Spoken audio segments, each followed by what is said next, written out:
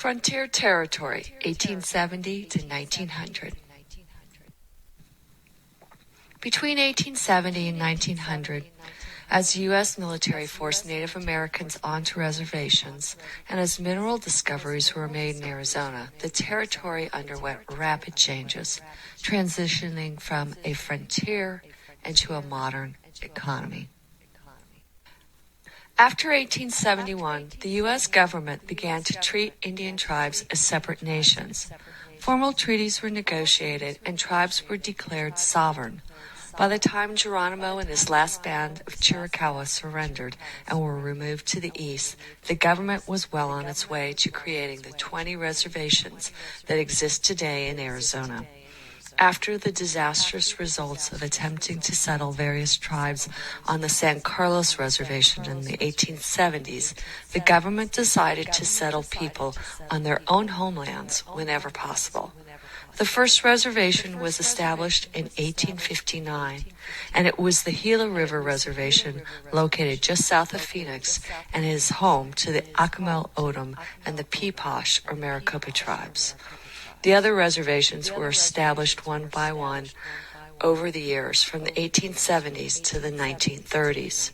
The Navajo Reservation is the largest in Arizona and the largest in the United States. Over the years, the sizes and locations of reservations have changed as the population of Native people has grown. Encroachment by white settlers increased, and different federal administrations altered their policies. Furthermore, in the last century and a half, the government has mandated wholesale changes to the tribes that disrupted their cultures, demanding they abandon their nomadic or semi-nomadic lives and instead farm, attend schools run by whites, and worship Christianity like Anglo-Americans. In 1887, Congress passed the Dawes Severalty Act, also known as the General Allotment Act, which provided for the allotment of land for farming and grazing to Indians on the various reservations. Each head of household was allowed 160 acres, while single adults received 80 acres and minors 40 acres each. The amounts were doubled if the land was suitable for grazing. The Dawes Act contributed to many of the problems faced by modern tribes because it made it difficult to develop their economies or to maintain their communities and cultures. The law allowed individuals to sell their tribal land, and unscrupulous land hunters often bought parcels for as little as $1 from Indians who were starving and anxious to feed their families. And the Dawes Act was forced upon the tribe. It was not negotiated and was responsible for the reduction of tribal lands from 138 million acres in 1887 to only 48 million acres by 1934 when Congress passed the Indian Reorganization Act, which ended the allotment system. Of course, in the white world, the male was head of household and controlled the land, and this was very different from Native American matrilineal societies where women traditionally controlled the land. Turning over the land meant an abrupt change in how it and materials were inherited. Also, land was traditionally worked communally, allowing tribal members to support each other and provide for members of the tribe that were ill or injured. Whites worked the land individually in family units, and now Indians were expected to also.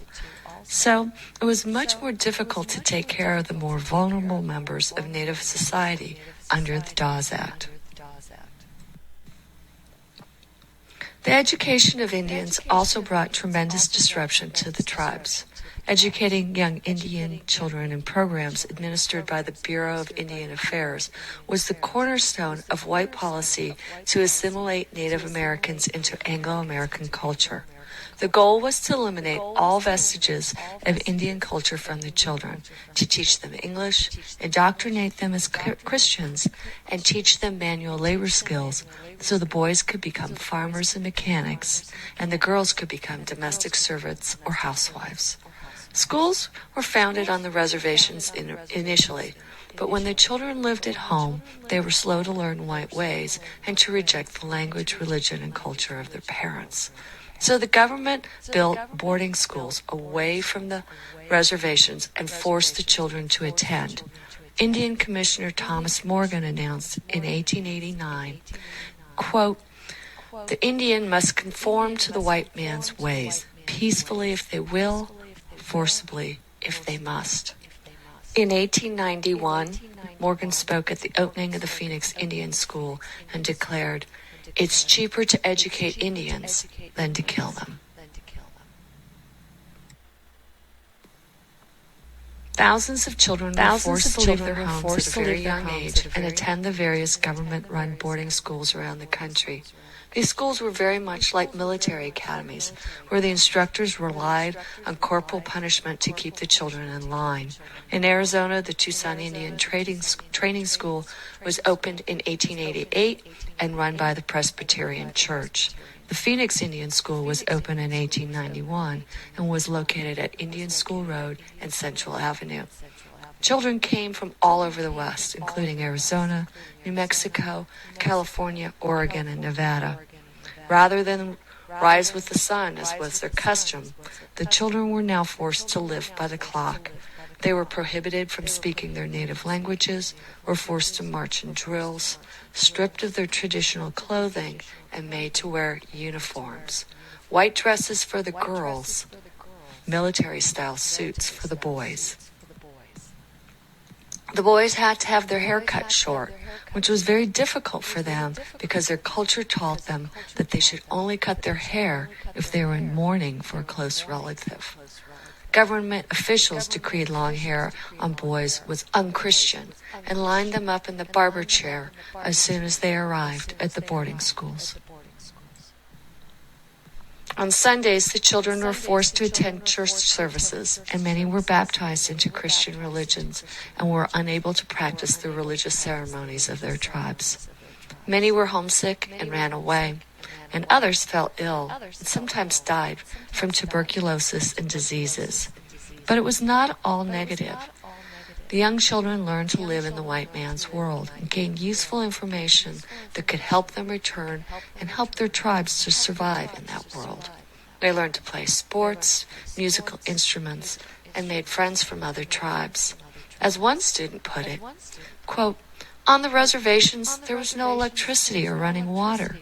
When kids came to the boarding school, they had these things, showers and clean clothes, and they ate decent food. My main criticism of the boarding school is that it didn't allow you to do your own thinking. You marched everywhere. You were governed by the bell and bugle. You were told when to go to bed and when to get up. Your whole life was governed. As a result, you didn't learn how to become an independent thinker." Unquote. The children rose early to perform chores before breakfast and class. Basic reading, writing, and math were taught, but few advanced classes were offered. White administrators decided the Indians would be best suited for manual labor rather than for higher education. So the girls were put to work in the laundries and kitchens or taught to sew, and the boys were taught skills as mechanics or farmers. After a cursory education, they were sent to live with white families as domestic servants or manual laborers, because government officials believed that this would further acclimate the children to white life. Some would become teachers, nurses, or doctors, but most felt lost between the two cultures. They had difficulty finding work, except in the most menial jobs, and had difficulty finding acceptance in the white world. If they returned to the reservations, they could not even speak to their families because they had forgotten their own language. In this way, many native languages were lost forever. In the boarding schools, the young native children learned how to cook the white man's food, and they often lost touch with the ceremonies and rituals that were valued by their elders.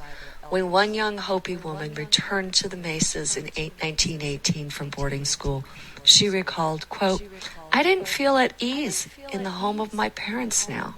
My father and my mother, my sister and my brother told me to take off those clothes and wear Hopi attire. I didn't wear them. My mother said later she was glad I was home. If I would stay there, she would not urge me to change my ways. I could wear any kind of clothes that I wanted if I would just stay at home with her." End quote. Government policy changed in the 1930s because of the high cost of the schools and the realization that they were breeding dependency rather than self-sufficiency in these young children. Many of the boarding schools closed, and the children returned to live with their own families and attend school on the reservations. However, the Phoenix Indian School closed only very recently, in 1990, and is now open as a museum. Over the last 100 years, many aspects of Native American culture were lost because the children were not at home to learn the ways of their people. Today, many tribes continue to work hard on reinstilling tribal identity and recapturing the languages and practices that were lost when children were raised by whites at the boarding schools. The removal of Native people to reservations meant that whites could now move into the territory in greater numbers beginning in the 1880s. Some of the earliest colonizers in the Arizona Territory were the Latter-day Saints, better known as the Mormons. And they came from Utah to farm along the Little Colorado River in the White Mountains and the Salt River Valley. John Lee, a follower of Joseph Smith and Brigham Young, Latter-day Saints Church most important leaders, established a ferry across the Colorado River in the remote regions of northern Arizona. This was one of the most important entry zones into Arizona. When Lee was implicated in the Mountain Meadows Massacre, purportedly planning the slaughter of immigrants on their way to California, he was banished from Utah and sent to Arizona. He ran the ferry until 1874, when he was arrested and executed for his role in the massacre. His widow, Emma Lee, was his 17th wife, and she remained and ran the ferry alone, raising her children, sometimes under threat of Indian attack. The Mormon settlers who passed through Lee's ferry traveled in wagon trains through northern Arizona and settled in the White Mountains, where many Mexican families were farming already. There were numerous problems faced by farmers in Arizona. As the Native Americans already knew from centuries of experience, the rains were inadequate to ensure a good harvest from year to year. Rivers flooded some years, washing away the crude dams they built, and in other years there just wasn't enough rain to fill the dams. Between 1876 and 1893, Mormon-built dams were destroyed 7 times. Mormon people worked cooperatively, much like the native people of the region, farming communally, but they still struggled to survive. Mormons brought controversy with them to Arizona. Their religion advocated plural marriage, multiple wives for a husband. This practice was employed by some Native Americans as well, and was deplored by Anglo non-Mormons. Members of the Mormon Church also did not drink or smoke, and they advocated prohibition and anti-gambling and prostitution laws. Some ideas that did not go down well with miners in the early boom towns. Also, Mormons advocated giving women the right to vote. These different viewpoints led to a general anti-Mormon sentiment in Arizona. A movement grew, fanned by some members of the legislature and newspaper editors, to outlaw polygamy and to imprison men with multiple wives. In 1880s, the U.S. Congress finally took action, making it a federal crime to practice plural marriage, and the leaders of the Mormon Church were forced to publicly condemn the practice in 1890. Some men went to jail, including high-ranking members of the church. Others continued to practice plural marriage in secret in Mexico or in remote regions of the state. Despite the controversy surrounding the Church of Latter-day Saints, Mormon men and women became important leaders in Arizona communities and in politics, including men from the Udall and Flake families, and Rachel Berry of St. John's, who became the first woman elected to Arizona's House of Representatives in 1914. Erastus Snow was field commander for Arizona colonization, establishing the stone of Snowflake in partnership with William Flake in 1878. The Mormon community of St. John's was established a year later. Some settlers went further south to the Salt River Valley, where Mormons planted their very first crops in 1878 on the land that would become the town of Mesa on the ruins of the Hohokam Canal system. Other towns on the Salt River included the Mormon settlements of Lehi, Alma, Nephi, and Tempe. The Mormons were not the only farmers to rediscover the canals in the Salt River Valley. In 1867, a Confederate deserter named Jack Swilling convinced miners at Wickenburg to help him create the Swilling Irrigation and Canal Company on the existing Hohokam canals. His canal company, nicknamed Swilling's Ditch, was the beginning of the modern Salt River Canal system. He employed many Mexican-American workers to improve the canals and found them through the help of his wife, Trinidad Escalante, who was a very prominent member of the local Mexican-American community. And on a site along the Salt River, he and other adventurers stake out the town site of Phoenix in 1868. Swilling originally wanted to call the settlement Pumpkinville, but Darrell Dupa, a member of the British gentry who had traveled the world and was very well read, suggested Phoenix instead. He got this name from the notion that this was a town rising from the ashes of the ancient Hohokam civilization. Dupa also renamed Hayden's Ferry Tempe after a place called the Vale of Tempe in Greece. The area along the Salt River quickly became the most important agricultural region of Arizona, producing food for the soldiers and their horses stationed in the territory, and later feeding the men in the mining camps. In 4 short years, farmers had planted 8,000 acres of barley and wheat. Much of the early adobe construction work and planting was completed with the help of Mexican-American workers. Many early settlers, both Mormon and non-Mormon, were ranchers who raised sheep, goats, and cattle.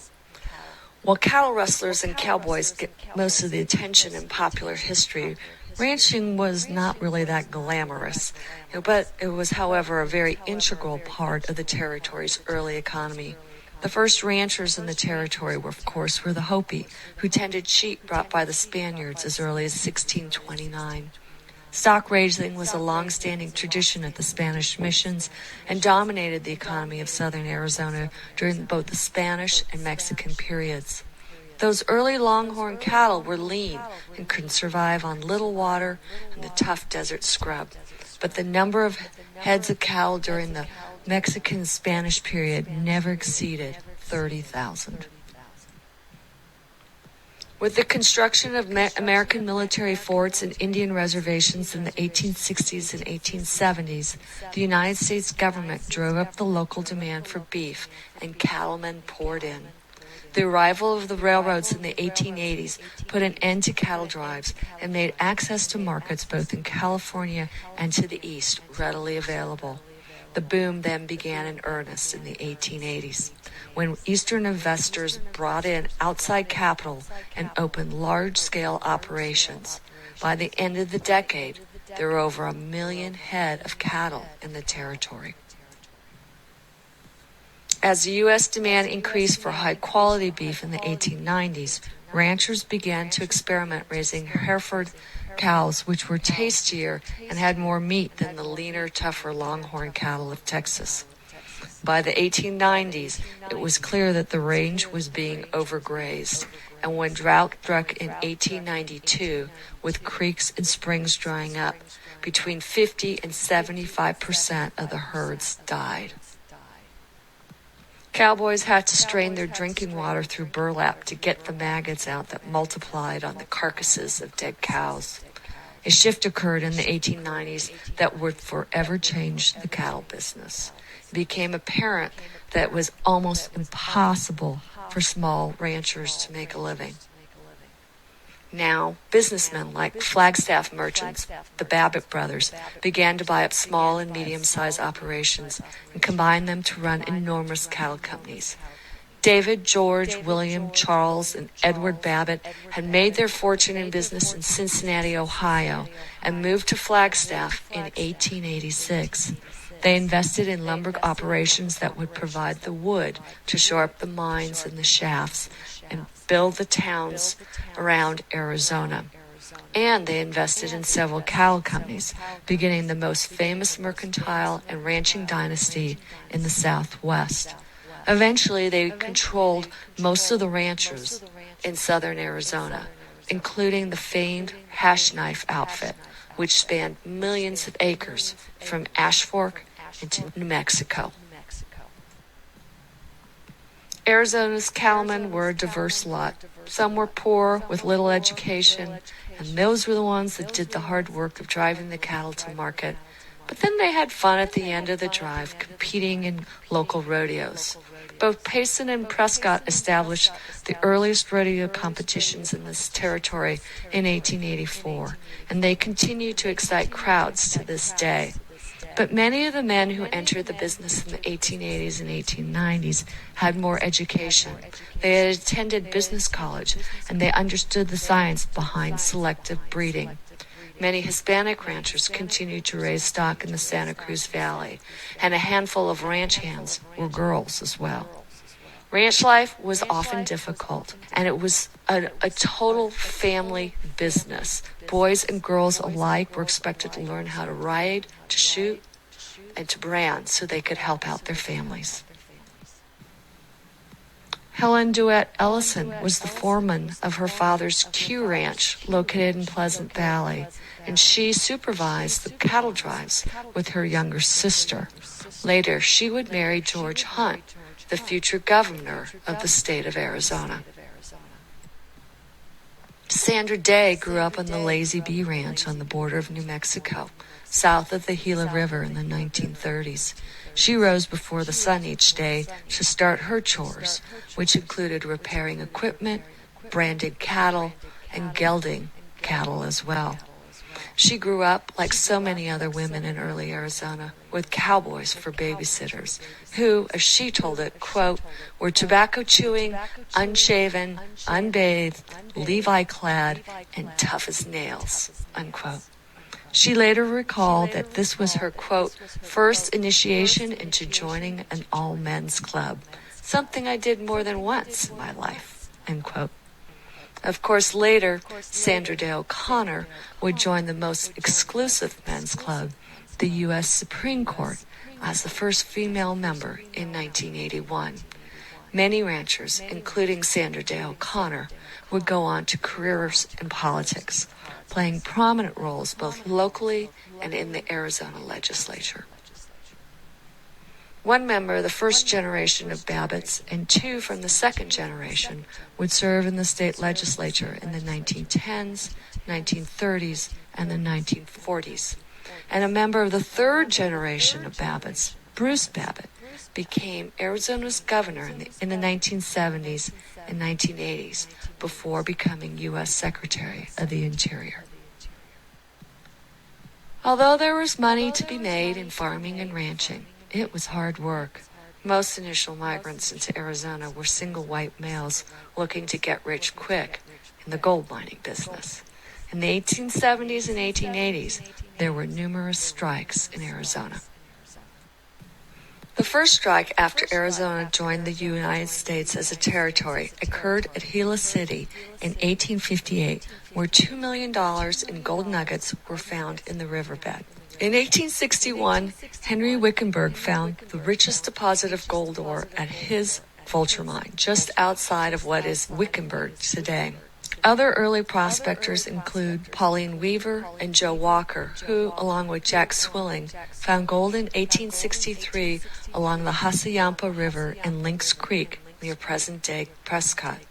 Nuggets from Prescott were sent to General James Carleton, the military commander of Arizona and New Mexico, as well as President Abraham Lincoln, and they might have been a factor in contributing to the decision by Lincoln to establish the first territorial capital at Prescott in 1864. President Lincoln appointed John Gurley as Arizona's first governor, but he died before his party left for the territory, and he was replaced with John N. Goodwin. The trip from Ohio to Arizona took over 3 months, and it was tough going. They went by steamboat, by overland stage, by the Santa Fe Trail, and on the last stretch from New Mexico into Arizona, there were just no roads, no form of transportation to take this party of 5 public officials into the territory. They traveled through the vast and unpopulated regions of north central Arizona, searching for a site for a Union capital far away from the Confederate capital, which was located in Tucson. They finally decided on a location where a few miners had found gold and were living in tents. They named the town Prescott after the well-known 19th century historian William Hickling Prescott. The governor's mansion was constructed not only as a home for Governor Goodwin, but also as a place for the territorial legislature to meet. It was just a raw log cabin, but it became the centerpiece for the new capital of Prescott. The capital was moved to Tucson in 1867, but then returned to Prescott in 1877 until the matter was finally settled and Phoenix became the capital in 1889. Despite the political displacement, Prescott remained the main mercantile center for the young territory in the 1870s and 1880s. The military post at Fort Whipple protected the region, and the first rail line ran through town in 1886. In 1895, another rail line connected the mining areas to the Southern Pacific Railroad, which led to a boom in business in town. Notable Prescott merchants included Morris Goldwater. Goldwater was born in a Jewish household in England, but came to San Francisco with his family as a boy during the gold rush. With the help of his father, Big Mike, he opened stores in La Paz and Ehrenberg in the 1860s, followed by a store in the fledgling town of Phoenix in 1870. After financial setbacks, he opened a store in Prescott with his brothers and became active in territorial politics, serving as a mayor of Prescott off and on for over 20 years, moving on to the Arizona legislature and becoming a leader in the state Democratic Party. His nephew Barry Goldwater would become a leader of the Republican Party in state politics decades later. Morris's stores became a popular chain throughout the state and flourished until they were sold to a large Eastern company in 1962. There were never any large gold strikes in Arizona, not on the level of what happened in California. So it was really the merchants like Morris Goldwater who were the ones making the most money. Another important territorial town was Tombstone. The most famous silver strike in Arizona occurred in 1877 when Ed Schieffelin, a prospector in his late 20s, wandered into the area about 20 miles southeast of Tucson, near where Camp Huachuca was established to deal with the last of the Chiricahuas who refused to relocate to San Carlos Reservation. There were few men brave enough to wander into the region dominated by the Apache. The soldiers at Huachuca teased Ed Schieffelin that all he would find in Cochise's stronghold was his own tombstone. He spent the summer gathering specimens and recording mineral claims. One he called the Lucky Cuss, and the silver strike had the greatest effect on Arizona's fledgling economy. A week later, the next strike at the Tough Nut proved even richer. Tombstone became the largest silver strike in Arizona history, producing $30 million between 1879 and 1886, an amount equal to $250 million in today's money. Schieffelin and his partners, his brother Al and Richard Gerd, became millionaires, and they established the town that has become such a legend in Western history. Tombstone soon became the main city in Arizona and attracted people from all over the world who hoped to get rich quick. But only the very first miners, Ian, made any easy money. And when all the surface silver was gone, it was necessary to bring in heavy equipment financed by big Eastern capitalists to get the deeper ore out. There was no water in Tombstone at first, a big drawback because it was needed not only for people, but also for the mining operations. So water lines had to be laid from their source in the Dragoon and Huachuca Mountains. When the deep mines were dug, the miners encountered problems with underground water tables at 500 feet, and pumps had to be installed to keep the mines from flooding. There were no railroads built in the territory at the time, and it was far too expensive to haul heavy ore out on the mule trains. So mills had to be built nearby to separate the silver from the rock. Wood had to be hauled in to provide fuel for the steam engines. And of course, many people were needed to cut the wood, lay the pipe, run the mines, the mills, the stores, and saloons. Most people earned their keep by working for the big mining companies or in construction in the town. In boomtowns like Tombstone, the construction workers could not keep up with demands. Tents popped up all over as the population swelled almost overnight. In May of 1879, the population was just 250.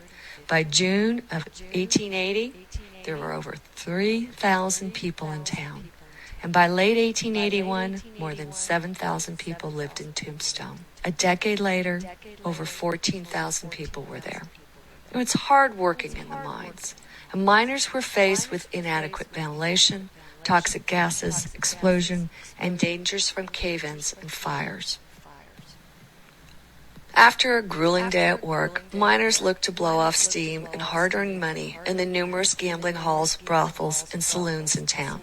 In a scene that would be replicated in other mining towns in Arizona and the West, once a silver strike was made, the businessmen and women quickly followed, looking to find suckers who were willing to spend their money on liquor, cards, and sex. There are about a dozen gaming establishments in town, and the most popular games were Keno and Faro. Gamblers enjoyed a high degree of status in the 1870s and 1880s, like bankers or lawyers today. A Faro dealer had to be sharp because it was really a very complicated game, and a dealer could bring home $25 after a 6-hour shift, in a time when miners were paid only about $4 for a 10-hour shift. Tombstone was an exciting place to be in the early 1880s. Clara Spalding Brown, a newspaper writer from San Diego, arrived in town in 1880. Her husband had arrived a year earlier, prospecting a promising claim. Clara reported back to the San Diego Daily Union newspaper on events in town, joining in the enthusiasm that sweeps over all boomtowns.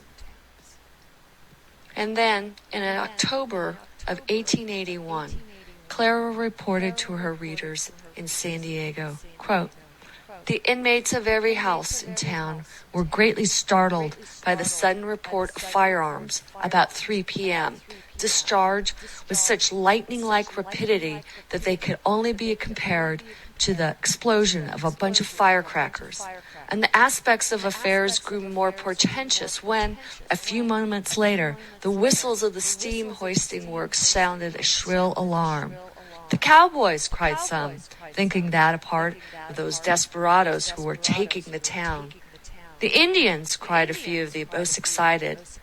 Then, after it was learned that a fight had been engaged in between Marshal Virgil Earp, his 2 brothers, Wyatt and Morgan, and Special Deputy John Doc Holliday, and 4 cowboys, Frank and Tom McLaury, and Billy and Ike Clanton, resulting in the death of the 3 of the latter and the wounding of the 3 of the former. Speculation as to the cause of the affray ran riot." End quote. The shootout at the OK Corral has been the topic of countless Western novels and movies. The saying goes, "Silver made Tombstone rich. Wyatt Earp made it famous." Were Wyatt and his brothers and Doc Holliday saints or sinners? Perhaps a little bit of both? It is important to look at the story as a part of the larger picture of Arizona history. Tombstone was a place, like other boomtowns that followed, that experienced chaotic growth and had limited government in place. The cowboy element in the territory, like the Clantons and McLauries, stole cattle, mostly from Mexican farmers across the border, and they used the U.S.-Mexican border and the rugged terrain outside of Tombstone to skirt both American and Mexican law enforcement.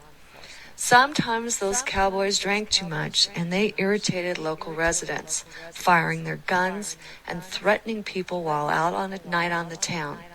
When they started to get out of hand, many people just had enough.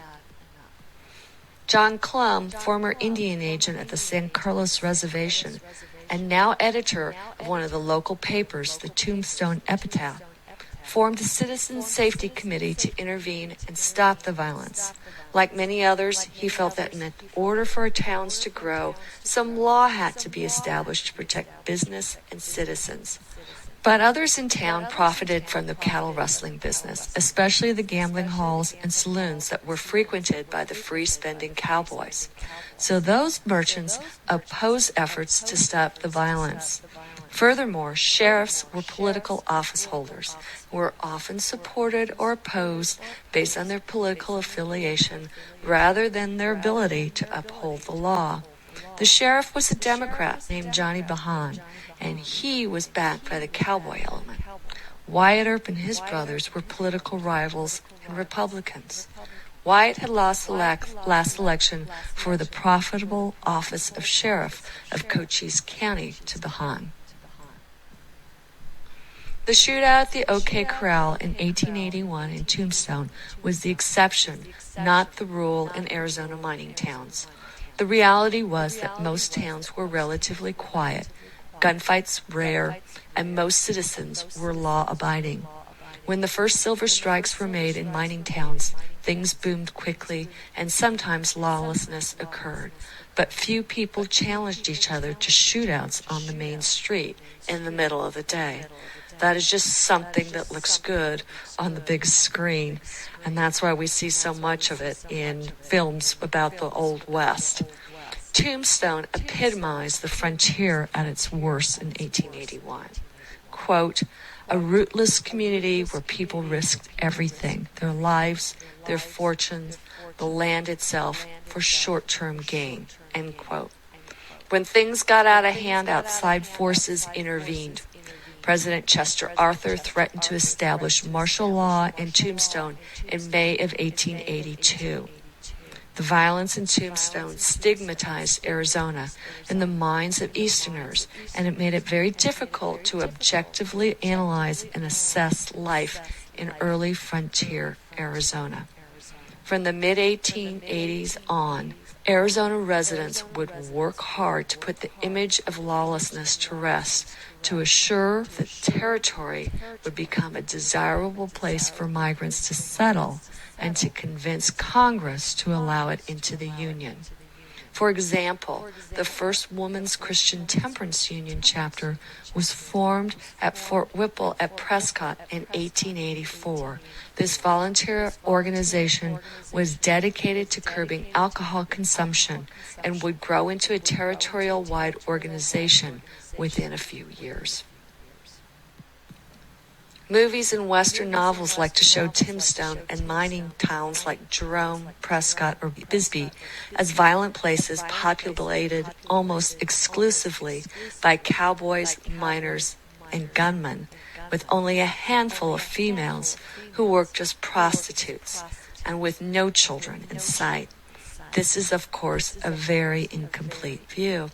There were 100 children attending school in Tombstone in 1881, the year of the shootout. There are also numerous women living there, and not all of them were prostitutes. Of course, Indian and Mexican women had lived in Arizona for centuries, and they often married or cohabitated with Anglo men, but historians have been slow to discover and relate their stories.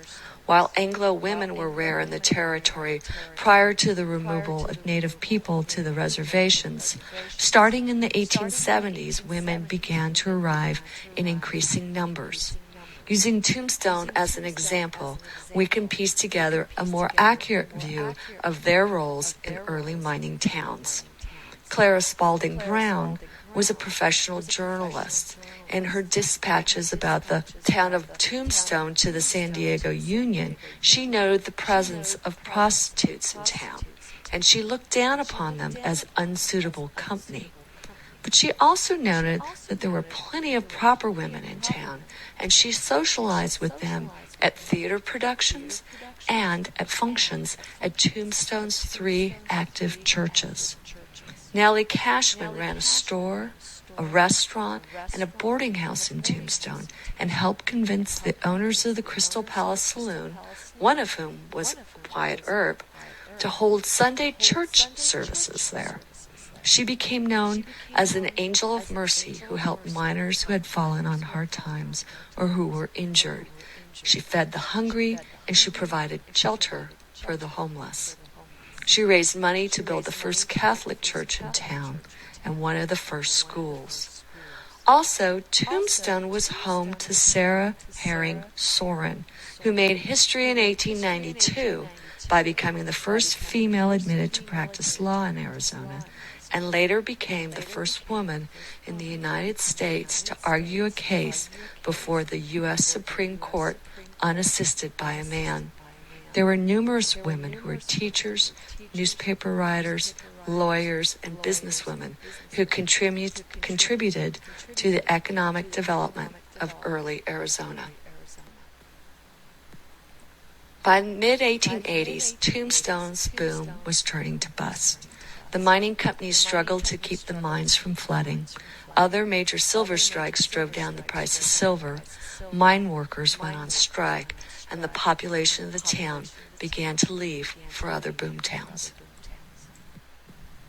After this time, the mining industry in Arizona would transition from silver to copper, which is almost always found in locations where gold and silver are found.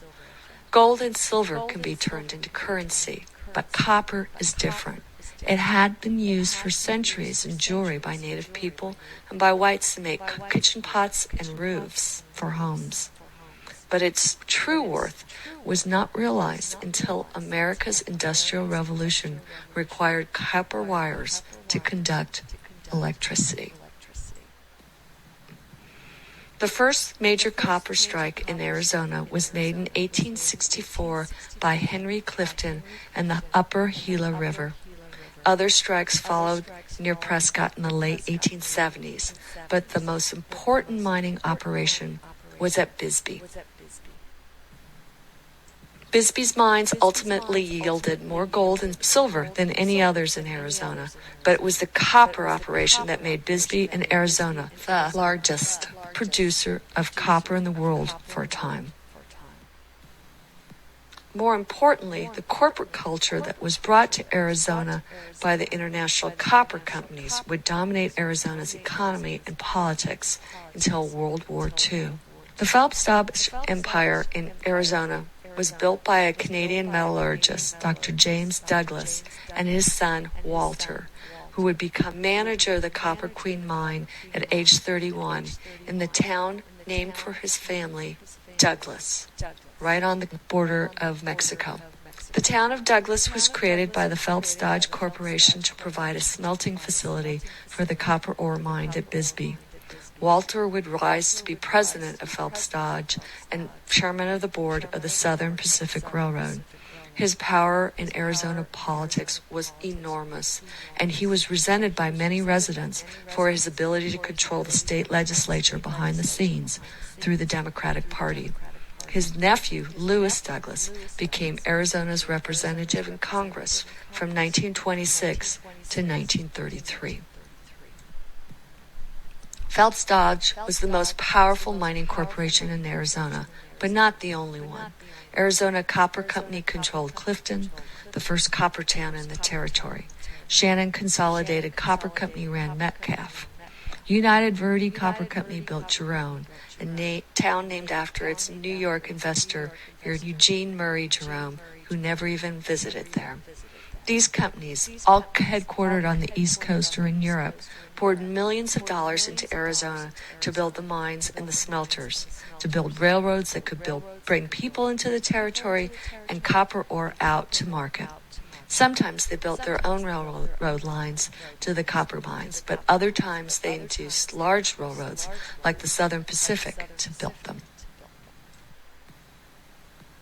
There are pluses and minuses to the copper industry. It obviously brought jobs and wealth to the territory, but mines also scarred the landscape and smelters poured toxic fumes into the air. Both the copper companies and the railroads had many connections in the state legislature to make sure that no laws were passed or taxes assessed that would impede their business operations. And they were often accused of bribing officials to protect their interests. In the years to come, many workers in the mines and progressive reformers would come to resent the power of the mining and railroad companies, and during the period prior to statehood, would work hard to reduce the corporate stranglehold on Arizona politics. While agriculture, ranching, and mining were the main industries of early Arizona, its unique terrain and the public's fascination with Native Americans and the Wild West quickly gave birth to another industry, tourism. In 1869, Major John Wesley Powell's expedition was the first to travel the entire length of the Colorado River through the dangerous rapids of the Grand Canyon. Powell's reports of the canyon's beauty fascinated Easterners. In 1893, the first forest reserve was created at the north rim of the Grand Canyon. The Santa Fe Railroad partnered with the Fred Harvey Company in 1901 to bring the world to the Grand Canyon by railroad. Between 1880 and 1920, 46 lines connected Arizona towns with the outside world. Hotels and restaurants were built along the rail lines to accommodate tourists. At the Harvey House restaurants located all along the railroad lines in the west, immaculately dressed and well-mannered Harvey girl waitresses served piping hot coffee and good food at reasonable prices.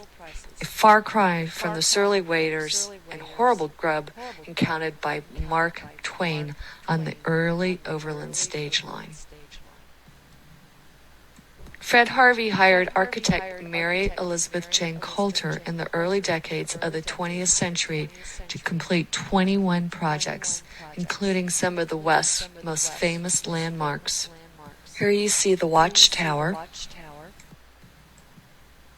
Hopi House at Grand Canyon, Bright Angel Lodge, and a view of Lookout Studio at Grand Canyon.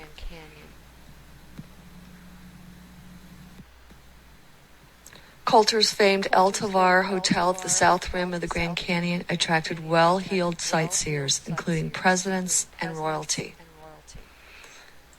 When Teddy Roosevelt became president, he established the first national monuments, including the Petrified Forest you see on the top left, and Montezuma's Castle on the top right, both created in 1906. Tonto National Monument on the bottom left, 1907, and Tumaca Quarry in 1908. And of course, the Grand Canyon created that year as well, 1908. These national monuments were established not only to protect the land, but also to protect cultural resources and archaeological sites, and they all attracted visitors from around the world. Arizona's breathtaking scenery was not its only attraction. Many people were fascinated with the unique culture and art of Native Americans. Charlotte Hall, May and Dwight Hurd, and Mary Russell and Harold Colton were all involved in preserving Arizona's past. Charlotte Hall was the most important early figure in the preservation of Native American artifacts in Arizona history. She started her career as a writer for notable publications like Charles Loomis's Out West magazine, where she wrote stories and poetry about the West and Arizona that stimulated much of the early tourism business. She interviewed Arizona's early settlers and recorded their stories for historians. She also collected Native American artifacts, assembling the largest privately held collection in the territory. And she displayed these artifacts at the governor's mansion, the original log cabin that had served as the official residence of the first governor, John Goodwin, and where the first territorial legislature met in Prescott when it was the capital. She made sure the buildings, the artifacts were preserved, and for her hard work collecting the stories and the history of Arizona, she was appointed Arizona's territorial historian in 1909, the first woman to hold public office in the territory, and reportedly the first salaried executive office holder of a state or territory in the United States. She continued to collect artifacts and preserve state history at what would become the Charlotte Hall Museum in Prescott. Mary Russell Farrell and Harold Colton honeymooned in Arizona in 1912 and loved it so much that they decided to move to Flagstaff. She was an artist and he was a zoologist.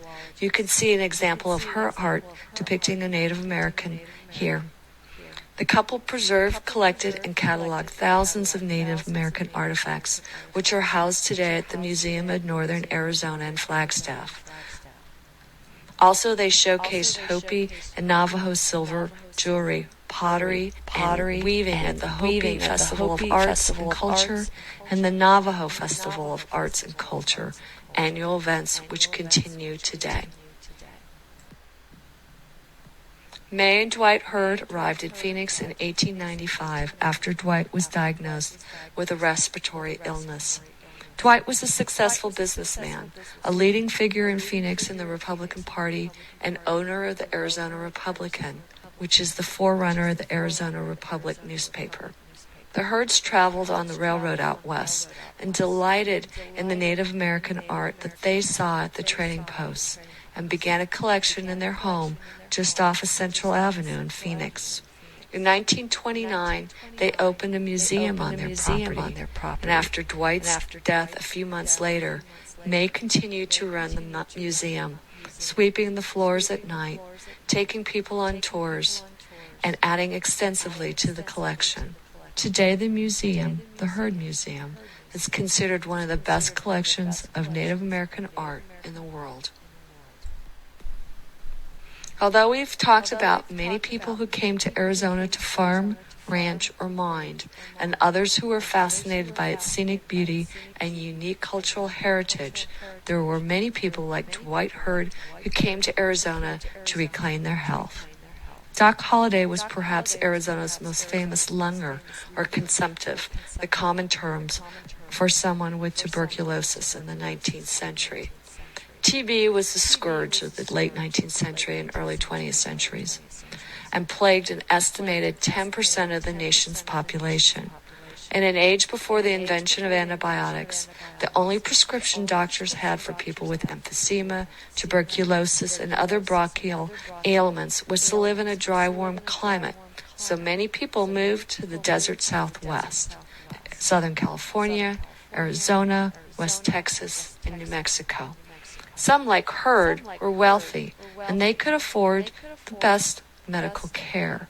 But most patients were poor, and they lived in tents in communities populated by the afflicted and their families, without electricity or running water, sewers, or medical care, and most were too weak to work. In 1895, the Sisters of Mercy, a Catholic religious order, saw the need for a hospital in Phoenix to tend to the indigent, regardless of race or religious preference, and they went to the miners and collected 50-cent donations. They did this on the day that they knew miners were being paid, and they got to them before they were able to spend their hard-earned paychecks on liquor or gambling halls. They then went to the city's prominent businessmen, like Jewish merchant Charles Corrick of Phoenix, and they raised even more money.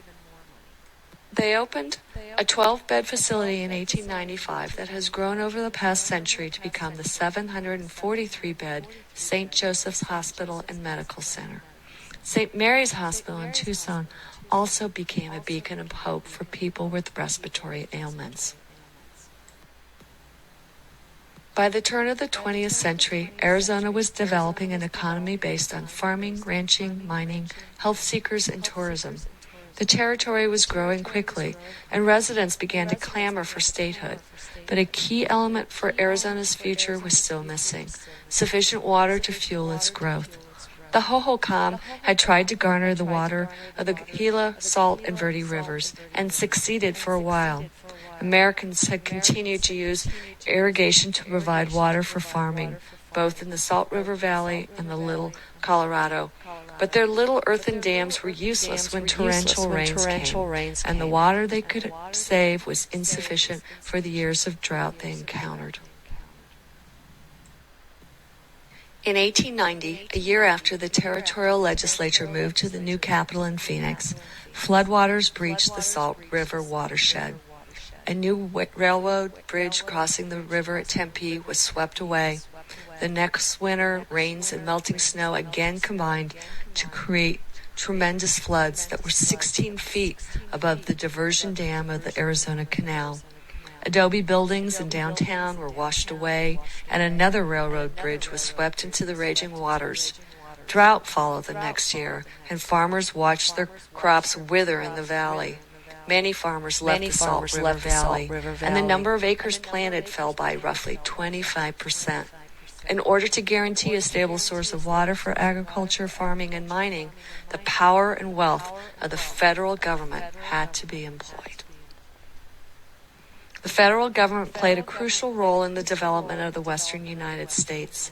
In 1862, President Lincoln signed the Homestead Act, which gave 160 acres in western states and territories to the head of the household if he or she improved the land and lived on it for 5 years. It became quickly apparent in the arid Southwest that acreage was insufficient to support a family. So the Desert Lands Act of 1877 was passed in Congress, granting the head of household 640 acres. In 1902, Congress passed the National Reclamation Act, which created a federal fund for the sale of public lands in the 16 western states and territories to fund water reclamation projects. The farmers of the Salt River Valley were the first to benefit from the National Reclamation Act, and they incorporated into the Salt River Valley Water Users Association to raise the funds to build the very first major reclamation project in the West, Roosevelt Dam on the Salt River. Their land was held in collateral, and it took them almost 50 years to pay back the $10 million in construction costs for the dam. Construction began in 1905 and was concluded in 1911 when former President Theodore Roosevelt arrived to dedicate the dam named in his honor. He called it one of the two crowning achievements of his administration, the other being the Panama Canal. Historians mark the completion of the Roosevelt Dam as the beginning of modern Arizona because it allowed changes to occur that previous generations could not even imagine. Take a moment to think back and answer these questions. What role did the federal government play in the early development of territorial Arizona? List the most important policies and acts of Congress that affected the territory. Also, consider for a moment what role women played in the early development of territorial Arizona. How does it square with your vision of women and the roles they play in Western novels or Western movies?